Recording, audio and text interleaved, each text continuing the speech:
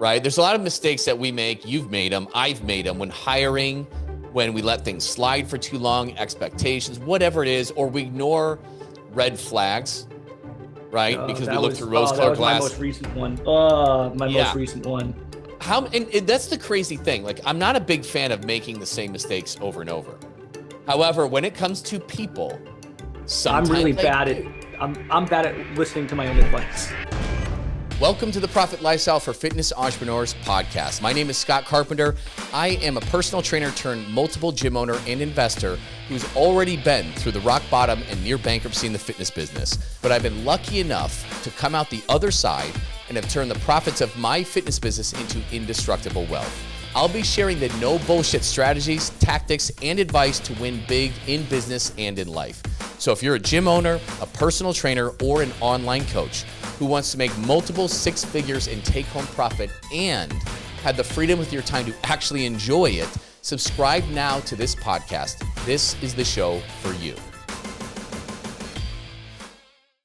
All right, welcome back to the Profit Lifestyle for Fitness Entrepreneurs. I'm Scott Carpenter. With me, of course, is Andy Boimila. And we're going to talk about something today, which is the less glamorous side of owning and operating a business. And it is simultaneously sometimes the best part of it, but also it can really be the worst part of owning a business. And we've all felt it when this was great, we're on cloud nine. And when it's off, holy shit, I want to give up. I want to fold in my business. I'm tired of this. I'm done. I want to go on and move to something different. And it's definitely a double-edged sword. It's, like a tale of two cities or something like that. Charles Dickens, taking back to like high school English class. But shit, man, if you haven't guessed by now, it's people. People inside of your business, your employees, your staff. And we've probably been on the winning side of that, where it's like, oh my God, everything's magical and everything's great. And we've been on the losing side of that, where we're like, F my life, this person screwed me over, or this, that, the other.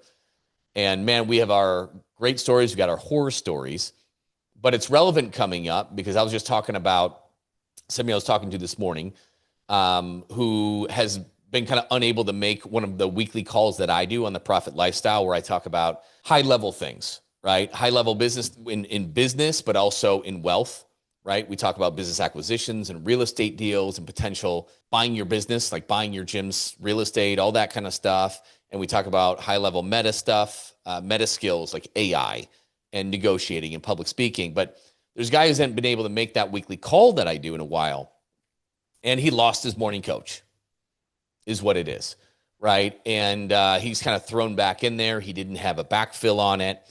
And he's been venting inside of our private little chat, which is a good thing.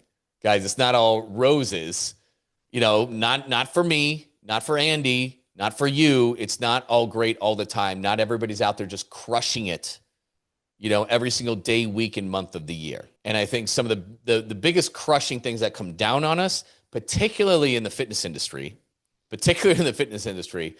we're very vulnerable with our staff.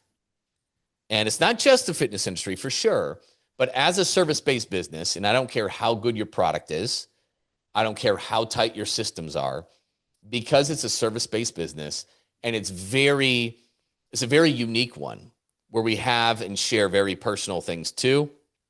And people matter a lot.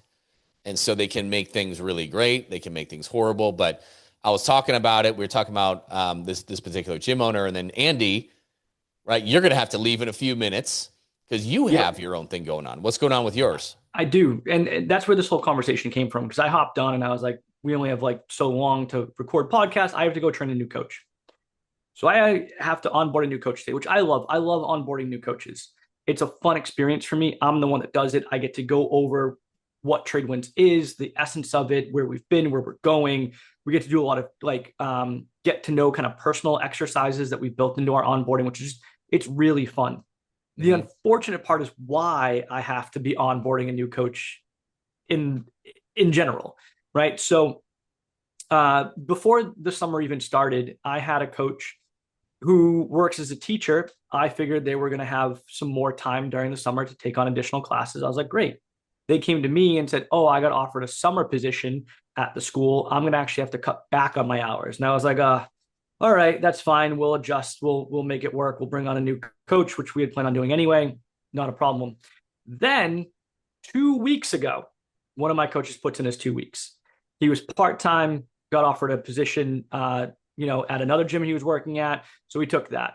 So that puts me in a bit of a bind because now I'm short-staffed, right? And yes, I'm training a new coach, but that's going to take time, right? I have to onboard them. That's a 2-day process for us. And then they go into training, which could take anywhere between 2 to 4 to 6 weeks, depending upon how green they are and how fast they pick things up. So I'm now stuck in this position where I have to go back out on the floor and coach more classes than I want to. Not only that, but the classes I'm going to be coaching as of next week, are a lot of the classes that I typically take. So now I've got to rearrange my schedule so that I can coach the classes I normally take. And yeah, it's not ideal. So here's the thing for all you guys out there listening in the universe. It doesn't matter how long you've been in business. It doesn't matter how good it looks like you're crushing it or anything. It doesn't matter how good your profit margin is. The biggest and probably one of the hardest struggles that we have as business owners is our staff and our team. Mm-hmm. And it is one of those things where if you invest a lot in one person and they turn around and just be like, nope, I'm done. I'm going to go do something else. And you're like, literally, I felt it, right? I've poured time and effort and energy into a coach who I thought was going to come on and basically be a GM. And then like 3 months in, they turned around and said, nope, I don't want to do this anymore. And I literally felt like I was deflated. Like I was a hot air balloon and all of the air was just let out of me. And I was like, okay, well, let's fix this, I guess. Starting over from square one. And that's the thing. And it doesn't matter, right? Here's the thing. In order to do this business, you cannot do it alone, right? I take that back. You could do this alone. Yeah. I don't know many people that want to, but you could. But most people don't want to do it alone or don't have the bandwidth, right? We built businesses so that we could live a life that we want to live. And that's probably not working in the business 24/7. So we need a team, we need staff, we need employees. And you pour a lot of effort and energy into these people, especially in our business models, right? The way that we train, the way that we coach is unique to each and every single one of our gyms. And we have to train staff on that. We don't own a franchise, right? This isn't McDonald's. This isn't a series of ones and zeros systems that we train people on. This is how to create relationships with other people and how do we create relationships with our team. Yeah. There's a lot that goes into this. There is. It's not like you have a yogurt shop. Right. And you can put a 17-year-old behind the counter who's not even going to acknowledge the customer, I've done that. I've gone to one of these things. It's like there's ice cream on the floor over there. Who knows how long it's been sitting there? Yep. You walk up to like pay for your stuff. They act like you're inconveniencing them by being there. And then you let them know about the thing, over there. And like, by the way, I stepped in it. Can I get a rag to clean my shoe? And they hand you this filthy ass rag, like from the back as they move 1.5 miles an hour over to the back. No rush. No, like, oh my God, I'm so sorry. Let me get you something to clean that up. And then I'm going to get that. No. They're just looking at you like, why are you even here? You're wasting my life. I should be on TikTok right now. And here's the thing. In that yogurt business, it doesn't freaking matter. Right. People are going to show up and get their sugar fixed no matter what. Exactly. In our business, it is different. It is. Nobody really wants to work out. So you've got to make it a place where they want to come. And we do that by creating moments and personal connections with our clients. And so we need to train our coaches on how to do that. And it's not an easy thing. It's training EQ. It's training it's training so many different skills that, are great because they translate into other things, but it's not easy. And you pour all this time and effort and energy into someone for them to just simply turn around and wipe their hands clean of you and part ways. Yeah. And, sometimes it's expected. Yeah. And then sometimes it blindsides you too. Sometimes it's our fault, right? There's a lot of mistakes that we make. You've made them. I've made them when hiring, when we let things slide for too long, expectations, whatever it is, or we ignore red flags, right? Because we look through rose-colored glasses. My most recent one. Most recent one. And that's the crazy thing. Like, I'm not a big fan of making the same mistakes over and over. However, when it comes to people, I'm really sometimes I bad at do. I'm bad at listening to my own advice. Yes. And like, it's hard to get clarity on things yourself. And sometimes if you just talk about that situation with somebody else, they can give, it's like this. This is exactly what it's like. Think about your personal relationship with your wife, my personal relationship with my wife. I can talk to a friend and they can tell me what's going on in the relationship. And I can see pretty clearly and provide good advice to him or Right. her, right? Impartial and like, hey, here's what's going on. Here's the dynamic of it, which is normal. Here's some things that you can approach and you can get better on. And here's some things that blah, blah, blah, right? You can see it for what it is. But when it is your own relationship with your own spouse, there's no perspective. You don't see it the same way. You can't see it for what it is because you're too in it. And sometimes that is the case with our own staff or employees. And we So just, you're saying that the personal relationship I have built with my staff member blinds me to certain areas where if it weren't a personal relationship or it was a third party perspective would be pretty clear to me. yes. Oh, that's weird. Yes. Oh, makes Oh, perfect it's weird. sense. It's weird that we've worked really hard to build these relationships with these people, and that's what blinds us. Yeah. That's weird how that works. But Yep. that's what it is. And we're in the relationship business. And when we move off the floor from coaching, which is also building relationships with our clients, our Mhm. job is then to build relationships with our staff, our team. Yeah. And it's just a different level of things, but it's not any harder, it's not any easier. Yeah. It's just a vulnerability that, like, in the fitness business, we really have that vulnerability. It's really big Yeah. because there's just not enough money in it to backfill, have two coaches for everybody, and all of Right. those things. And it's tough. And so, like, if you lose somebody, who's going and filling that? It's Mm-hmm. typically the owner, right? Usually. It's usually the owner. Now, there's exceptions to that. Like, I've got multiple gyms. And so at first, as you go from like one gym to two, it actually increases your risk in a way, Yeah. right? Because if shit hits the fan and you lose your best one or two people, you got to go back in there. Now, if you got two locations, well, if you had that happen at two locations, well, now you're in a really tough spot. And that's going to Right. blow your life up. And I've been there. I've been there. But the great thing as you get to 2+ is it does give you it's a deeper bench then, Right. because you've got more people in the pipeline that you're talking to. You've got a deeper bench so that person can fill over there. It's not ideal, but it's a little bit deeper, and you got people to promote if they are a great person who needs a bigger opportunity. Well, you've got a little bit deeper bench to pull from. So it can get a little easier, but then, if eventually they can get harder too, in the fact that there's more to manage. And like, I've got a lot going on, and which is Yeah. one way I have moved some of my GMs. They bought in. So now they're owner operators and they own Right. a certain percentage. That shields me from a lot of that, because at the end of the day, I'm working on a lot of other stuff. I really have to put myself in a position in my gym to be investor level. Mm-hmm. And so there are certainly pros and cons, but if you do not want to operate your business anymore in a heavy service-based business, it is at risk if you don't have like an operator. And Who's everybody's at bought different in? stages. Yeah. With skin in the game, and that's important. You Exactly. can't just give equity. I've made that mistake. God, I've made so many mistakes.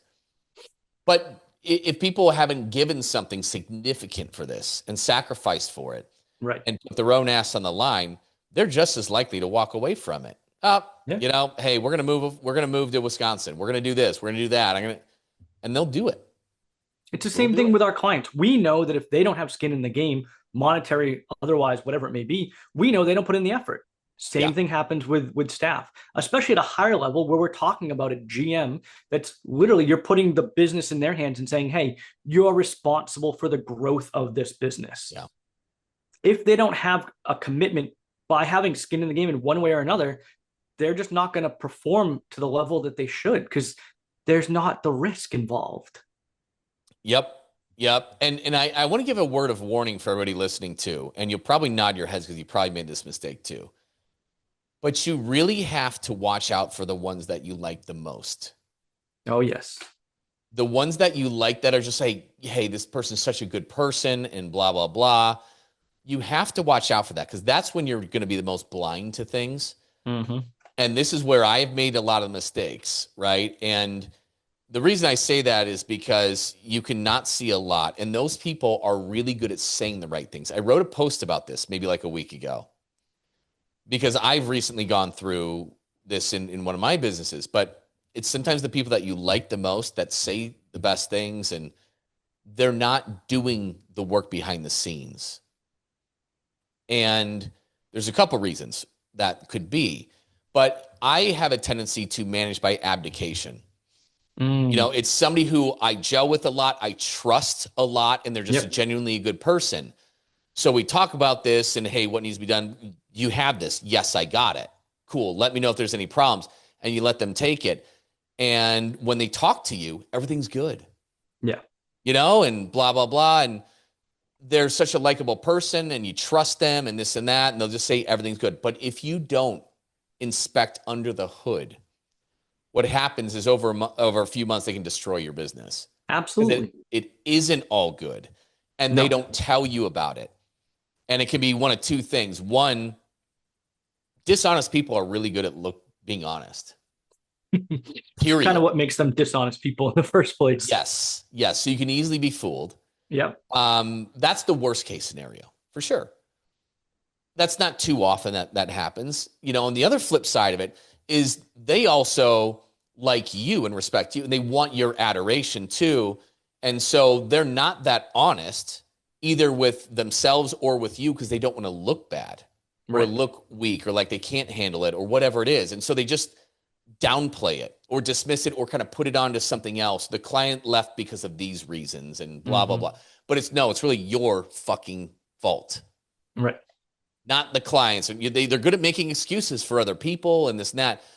They're not good at accepting the responsibility on themselves. They're not good at saying, hey, I don't know how to do this that well, or whatever it is. They can't be honest. And sometimes it's because they want your approval. So they can be dishonest with you for good and bad reasons in a way. Yeah. But if you really like the person and you don't inspect what you expect, you can be in a really bad place and be like, and a lot of times there are warning signs or red flags, but you're busy, you're doing all these different things, and you trust that person and you like that person, so you don't really take a look. Damn, that can eat you up. That can just cut your business off at the knees, and you got to rebuild in a big way. Absolutely. And we do this a lot on this podcast. I don't know why. Maybe it's because we've been through it, so we share our war stories. It's not all bad, everyone that's listening, right? Owning a gym and having to have a staff and team is not a bad thing. It can be one of the worst things because it can be one of the most stressful things. It can literally, turn your life on a right-hand turn in an instant. Mm-hmm. However, when you do have the right team, like I have a GM who is wonderful. She is great. And having that person in my gym really helps make my life a lot easier. And when you find the right people, when you put together the right team, it causes your business to run like clockwork and to take a lot of the stress off of you. So yes, it is a very hard thing, but for everything that's worth it, there's always risk. And that's right. There's risk versus reward. And with hiring people and hiring a team member, it's always the same. It's a high risk and a high reward. So you got to take that gamble because you can't do it alone. Nope. Can't do it alone. And so, it's not all doom and gloom. It's not. When you have the right person and you can trust them and they are doing the work behind the scenes, not just saying they are, man, it can be magic. And it's so much more fun doing it with other people. And then, you buy your time back. And it's not always the easiest. You can make a lot of mistakes. And again, you can't always do that on your own. Like having outside perspective is so valuable. It is. And just talking about it and analyzing it, right? As we break up the 6 different areas of your business, right? You need a winnable model. Then it's all about your acquisition system, getting butts in the seats, your marketing and sales, right? What do we have beyond that? Your client journey for retention. Keeping people world-class retention. Doesn't matter how many leads and sales you get if you can't keep them. Exactly. Then it comes down to your dream team. And right, this is where having somebody to talk about and analyze what are you missing, what are your blind spots can save you from the heartbreak we're kind of talking about. Absolutely. And you just have your people run simple systems, and then you get to go off and be the CEO and grow this thing how you want to, or buy your time back, or take your vacations and all that kind of stuff. Sounds easy in theory, Of course. right? But it's challenging, and we're all in this. So it is what it is, and we have to constantly work on those six. And like we were talking this morning, you're like, okay, well, my dream team just went from, I don't know what it was before, down to like a 3, you know, and I've got to bring that back up. It went from a 4 at the beginning of the summer down to a 3. Now I'm down to a 2, and it is what it is, and that's what happens. Now, luckily, I know the tactics and strategies to get it back up, and I will be able to implement that. It'll take me a little bit of time, but I will dig myself out of this hole faster than I ever have before because I've learned from my mistakes. And those are the things that we help other gym owners with, right? When their knob on Dream Team drops to 2, it's like, what strategies and tactics can we implement with you, right? What can we show you? What can we teach you on how to do to dig yourself out of that hole so you can build your dream team? We do that diagnostic checklist where we say, hey, where are your holes? Where are your blind spots? Cool. Now, how do we fix those with certain strategies and tactics? Yeah. And we do try to make it pretty simple. It sounds simple when I say it that way. Yeah. Yeah. And it's, you got to learn from it, like you said, right? And you'll get there so much, you'll find that person. And here's the thing, you've learned from experience. You have a really good hiring process. Yep. You have a very good training process. You are much better at managing, setting the expectations and upholding those expectations, right? So the chances of you sliding and having something worse, like it decreases the better you get at this stuff. Absolutely. And your recovery is so much faster. And that's the name of the game. And a lot of us just don't have those things in place. You need to get those things in place. It's our biggest vulnerability in the fitness business is people. Yeah. Period. We're especially vulnerable in our industry. So you've got to get really good at this. If you suck at this, if your skills and abilities and systems when it comes to your people strategy is a 1 or a 2 or a 3, you got to move that into a 4 or 5. Absolutely. No questions asked. You like this part a lot more than I do. I hate training people. I hate training people. I like I said, I've spent many, many years building out our onboarding system and our training procedure, and I really like what we do, and it's a fun experience for me.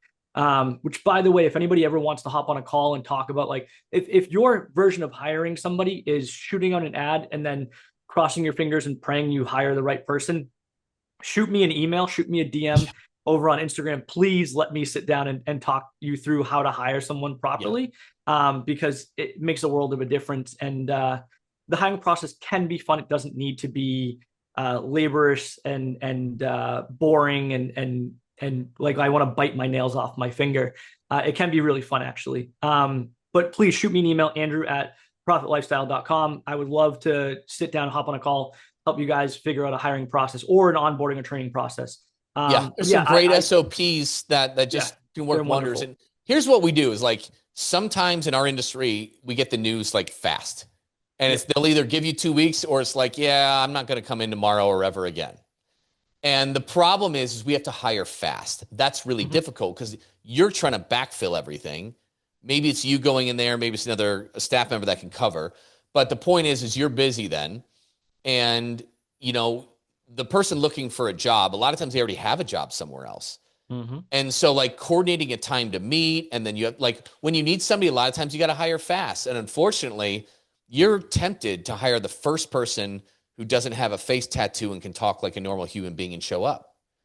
And that's hard because when we need somebody fast. When we don't need somebody, we don't have enough work sometimes to bring him over to, like, ease into it and all that. And so you got to have some of the right strategies to prevent that from happening. And Andy's really good at that. But anyway, so shoot him. It's andrew@theprofitlifestyle.com, and he can walk you through it. But we'll let you go. I know you got to get there to train your new coach. So we'll cut it here, guys. And thanks a lot for listening. I'm sure you've had some of these same issues and problems. Let's shore those things up. Thanks for listening. We'll see you next week. Yeah, actually, guys, make sure to like the podcast, subscribe, that whole deal. And listen, what we just talked about is not industry specific. I've talked to other business owners across other industries. Staffing and teams are the hardest thing for any single business. So whether or not your buddy is a gym owner or a restaurateur or owns hotels, if you think that they have problems with it and could benefit from this podcast, shoot it over to them, share it with them. Let's all just commiserate in how wonderful and awful staffing can be. Well said, man. Well said. Thanks a lot, guys. Awesome. Listen, if you're stuck and could use some advice in your business, whether you're just starting out, a veteran in the business, or expanding online or into multiple locations, you can hop on a free call with us to pick our brains at ptlegends.com/one-on-one call. You can see that in the show notes. That is with numbers. Chances are we'll be able to help you get some clarity on what you need to do specifically in your business to get to the next level. It's not a sales call. We'll connect you with the right resources to help you solve your problems. But if you want to learn more about working with us, that's cool too. We can share that information should you want it. So book your call now to get out of the rat race before your week consumes you, which is easy to do at ptlegends.com/one-on-one call. That's with the number 1 on the number 1 call. You can find this in the show notes. See you soon.